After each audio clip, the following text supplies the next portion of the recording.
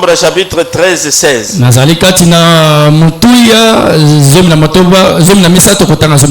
Tels sont les noms des hommes que Moïse envoya pour explorer le pays. Moïse donna à Ose, fils de Nun, les noms de Josué. Les noms que tout le monde appelle Josué, Josué, c'est lui qui a donné, c'est Moïse.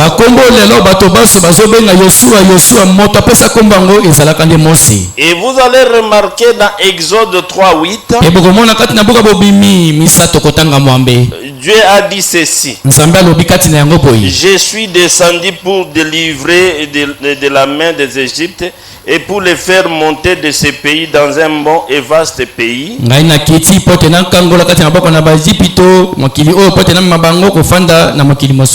Dans un pays où coule le lait et le miel.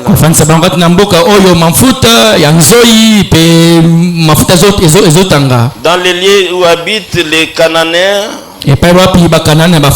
les Héritiens, les Amoréens, les Phéniciens, les Éviens et les Jébusiens. Celui qui est descendu, c'est Dieu lui-même. Parce que nous ne voulons pas un prophète ou bien un pasteur, nous avons besoin de Dieu. Mais lui, Dieu, il fonctionne comment? Est-ce que vous me suivez? Et nous prenons Exode 7:1. L'Éternel dit à Moïse: vois, je te fais Dieu pour Pharaon. Et Aaron, ton frère, sera ton prophète. Dieu est esprit. Et il prend un homme physique. Et il le rend comme lui, Dieu sur la terre. Pour sauver les gens qui sont sur la terre. Et si vous ne suivez pas cet homme-là, vous ne croyez pas cet homme-là, vous ne croyez même pas le Dieu que vous prétendez prêcher. Je prends Josué chapitre 1 verset 1.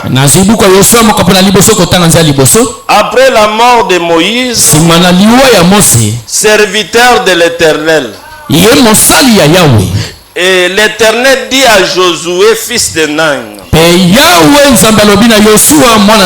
serviteur de Moïse. Moïse est le serviteur de Dieu. Et Josué est le serviteur du prophète. Est-ce que vous me suivez bien? Comme il est le serviteur du prophète, il est un disciple du prophète Moïse. Si son nom c'était Branham, à cette époque-là, il est un branhamiste. Donc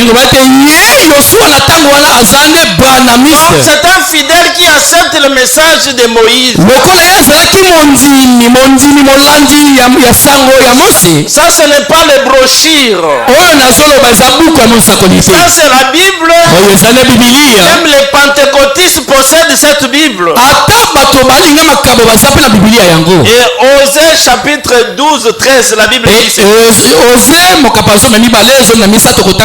par un prophète, l'Éternel fit monter Israël hors d'Égypte.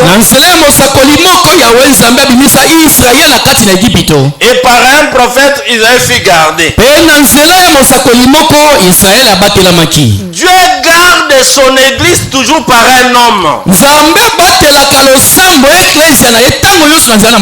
Un homme qui est né avec un père et une mère. Non pas que quelqu'un qui est né sans père ou bien sans mère. Dieu garde son église par un homme. Oh, Lys Tabernacle. Je vous donne conseil. Ne suivez pas tout ce qui se passe là-bas. Nous sommes des branhamistes. Et dans 2 Chroniques 20, la Bible dit ceci. Dans 2 Chroniques 20. Le lendemain, ils se mirent à marcher de grand matin pour le désert de Théoa. À leur départ, Josaphat se présentant et dit: écoutez-moi. Votre Josaphat de ce matin, c'est le pasteur Alexis. Alléluia. Écoutez-moi. Juda ou bien Lys Tabernacle et habitant de Jérusalem, Lys Tabernacle et le peuple congolais, écoutez-moi, confiez-vous à l'Éternel votre Dieu et vous serez affermis. Confiez-vous à ces prophètes et vous allez reçu. Pour réussir aujourd'hui, il faut un homme. Laissez-moi citer son nom. Un prophète, il est votre sécurité. Gloire soit rendue à Dieu. Amos 3:7, la Bible dit: l'Éternel Dieu ne fait rien.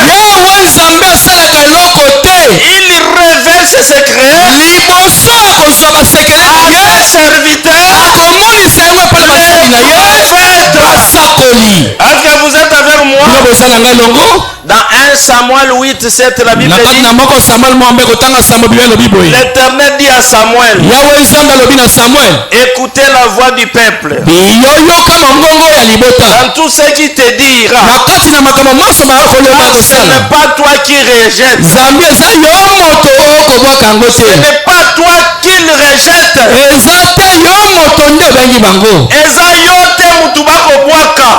Ce n'est pas toi qu'il rejette. C'est moi qui le rejette. Lorsque vous rejetez un prophète, vous avez rejeté le Jésus que vous prêchez. Est-ce que vous êtes avec moi? Ici, je précise dans mon église. Oh, le pasteur Alexis a monté. Non. Je serai jugé. Je dois dire la vérité.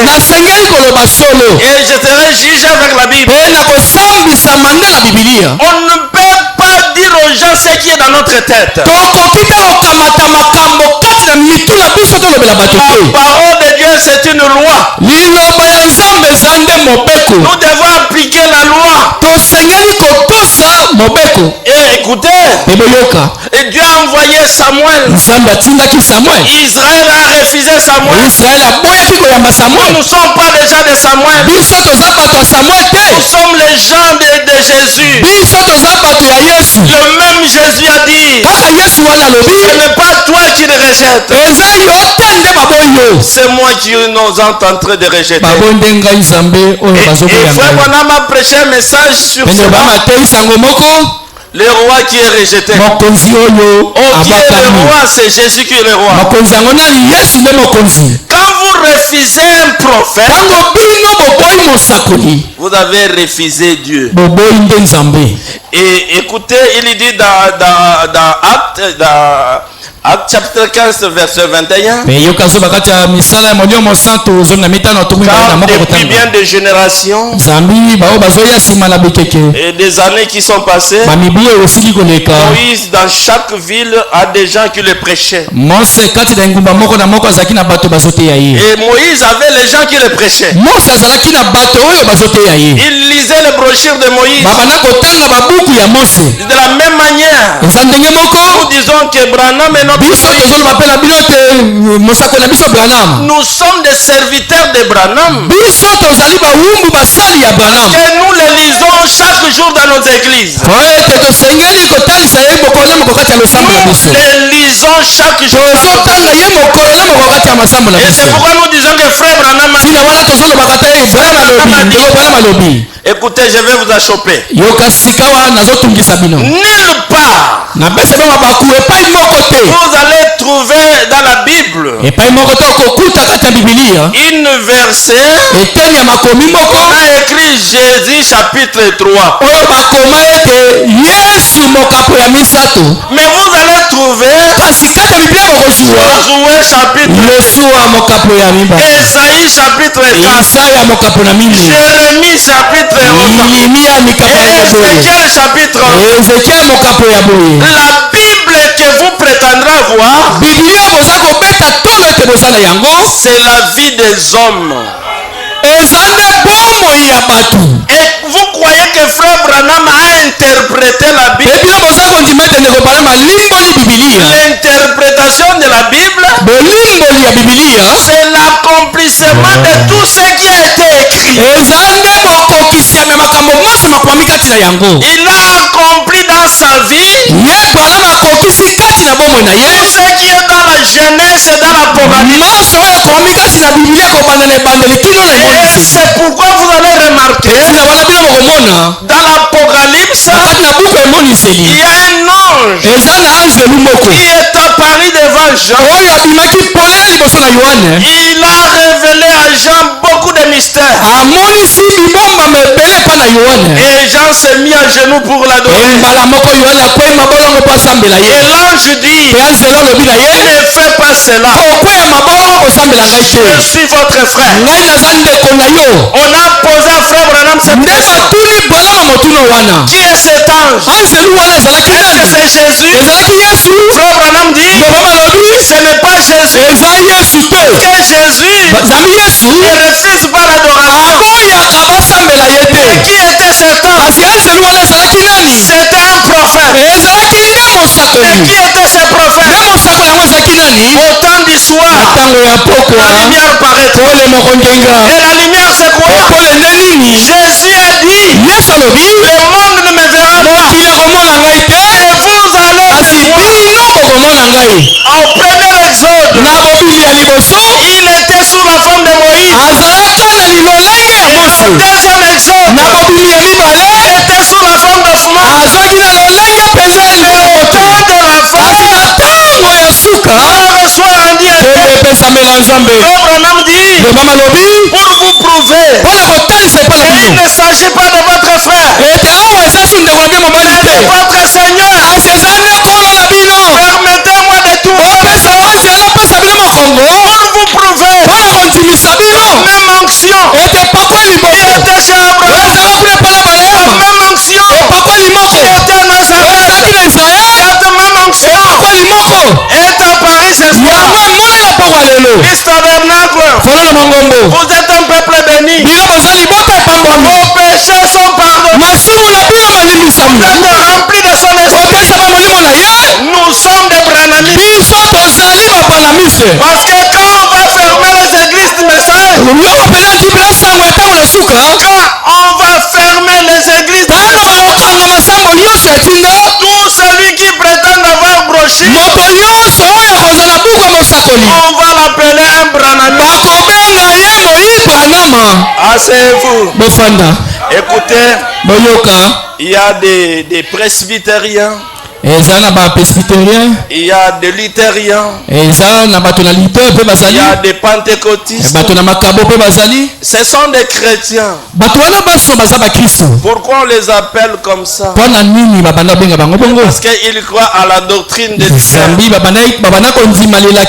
Nous sommes des chrétiens. Parce que nous sommes baptisés du Saint-Esprit. Nous n'adorons pas William Branham. Mais la façon que nous l'avons accueilli, pour recevoir le salaire d'un prophète. Gloire soit rendue à Dieu. Les problèmes dans ces messages, c'est le problème aussi de la formation. Il y a aussi le problème de l'ignorance. Nous ne devons pas faire les gens les problèmes. Les messages ici, si vous prêchez les messages, même il y a d'autres frères qui vont vous quitter pour cela.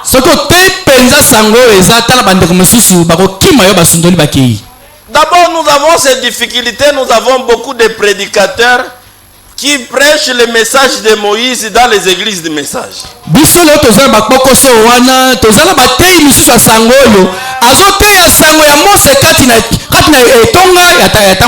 Il prêche le message des apôtres, mais dans l'église de message. Le message, c'est quoi? Le message, c'est la venue du Seigneur.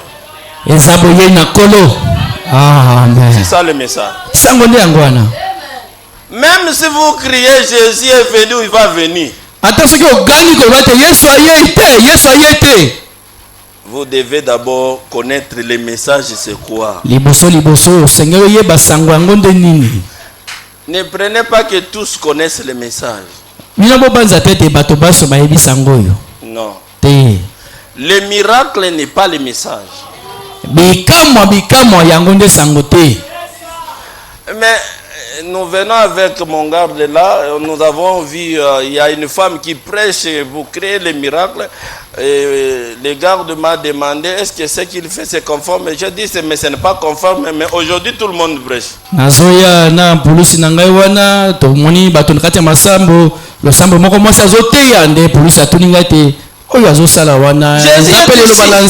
Jésus est ici.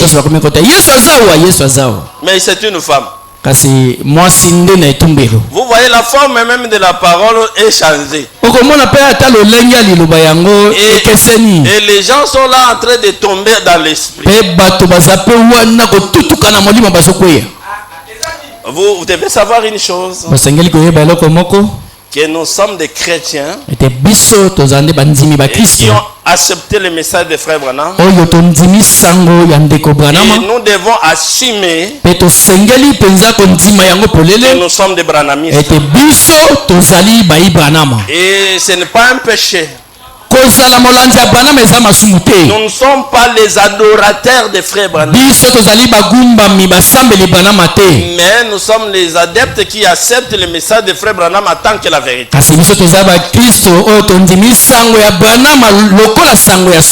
Et les preuves, vous avez des brochures, ça prouve que vous êtes des disciples de Branham. Vous refusez quelque chose que vous possédez cela. Ce n'est pas normal. Je voulais fixer l'église par rapport à cela. Notre message, Pasteur Godin Poyi et les autres ne peuvent pas supporter cela.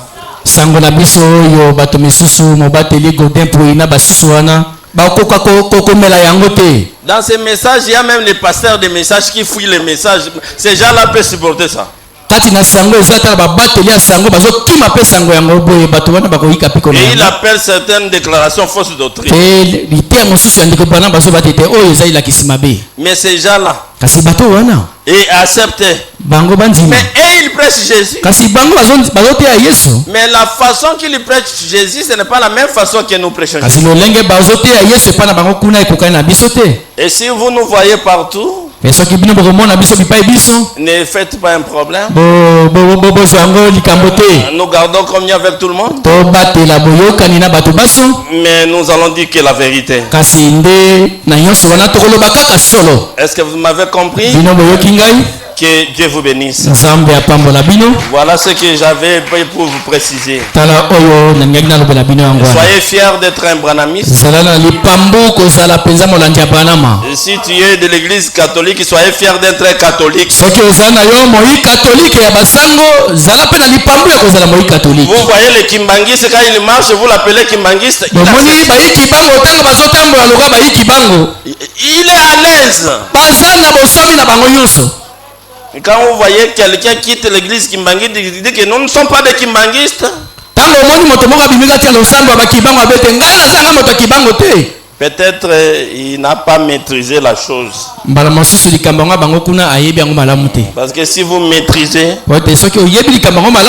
vous allez peser les mots avant de dire quelque chose.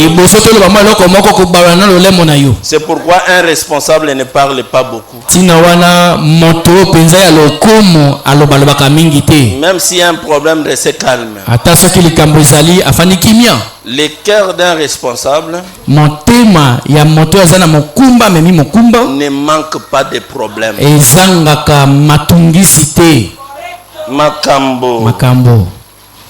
C'est pourquoi vous voyez les parents toujours des problèmes, ça ne terminera pas.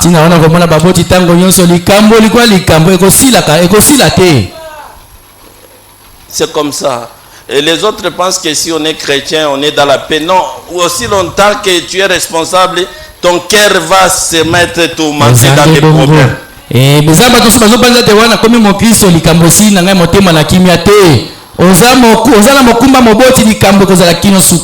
Et notre pays, nous avons toujours l'habitude de négliger beaucoup de choses.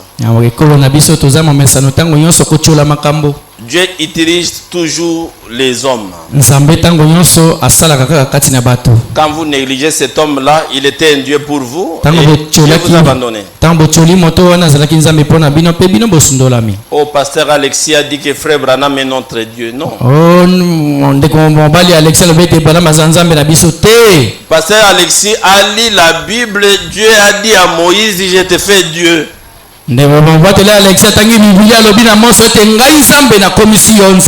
Pour Pharaon et ses peuples-là. C'est comme aujourd'hui. Dieu a fait frère Branham Dieu pour que ce soit pour les païens et pour les frères aussi.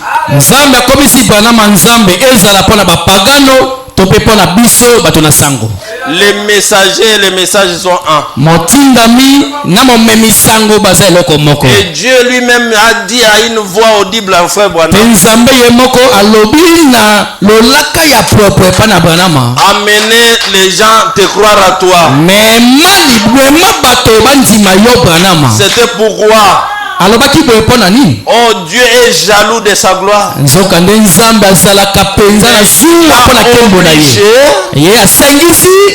Écoute, amène les gens à te croire. Ça sert à quoi même moi, votre pasteur, si vous ne me croyez pas? Notre prophète, que nous puissions le minimiser devant les gens. On ne peut pas faire ça. Advienne que pourra. Ah, c'est ça, non? Amen. Ok. Amen. On ne peut pas négliger ces messages. Amen. Si vous êtes là, c'est à cause des messages. Les gens qui ont amené ces messages dans notre pays, leur famille aujourd'hui souffre. Il y a des autres qui ne connaissent pas comment les choses passent, ils sont en train de régner.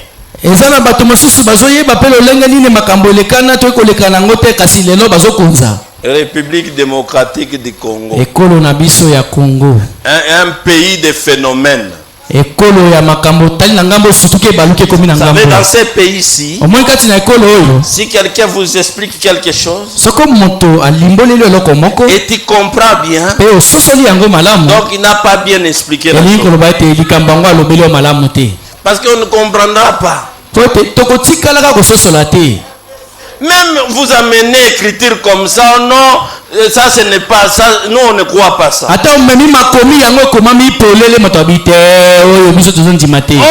un aigle, quand on lui prêche, il doit examiner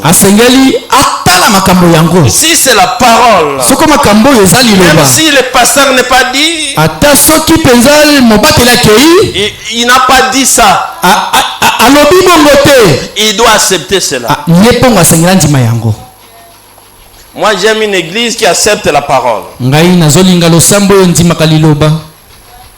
Non pas vous, non à l'Équateur. Nous on ne croyait pas comme ça. Et si c'est l'Équateur? Non. Donc nous sommes les disciples des frères Branham. Nous ne sommes pas des adorateurs des frères Branham. Et tout celui qui suit frère Branham, il a le ministère de Josué. Le Josué c'est le type du Saint-Esprit. Donc il est le disciple de Branham. Le Saint-Esprit que tu prétends voir, il doit vous dire que Branham est un vrai prophète. Vous devez toujours dire frère Branham a dit. Et vous devez retenir trois choses. Si vous êtes dans sa volonté parfaite, vous devez avoir l'arche, la parole.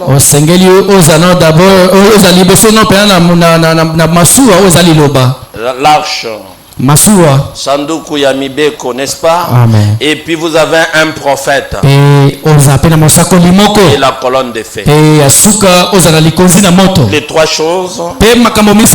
Marche avec cela jusqu'à la fin de votre vie. Et Dieu vous bénira pour ça. Vous avez compris? Parce que la colonne de feu c'est Jésus. Il est le surnaturel. Et il utilise un homme physique. Et il vous utilise toujours avec la parole. Je crois que vous êtes bénis. Que Dieu vous bénisse. Est-ce que vous êtes dans la joie? Vous avez apprécié l'église de ce matin? Ok, s'il y a des visiteurs, mettez-vous debout.